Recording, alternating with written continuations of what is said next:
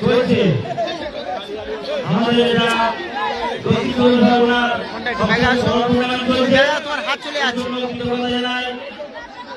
আমার দাদা লাড্ডুদাকে এত পরিশ্রম করে এই টুর্নামেন্ট বা এই অনুষ্ঠানগুলো দিয়েছে।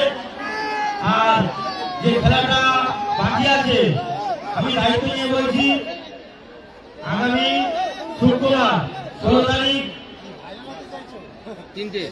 বিকাল 3 ঘটিকা থেকে খেলা শুরু হবে এবং নাসির ব্রিগেড, কালাম ব্রিগেড, জাকির মোর্তজা, প্রত্যেকটা ব্রিগেড এখানে ভালো ভালো টিম এই মাঠে খেলবে। দায়িত্ব নিয়ে আমি বলছি। আর খেলা আমরা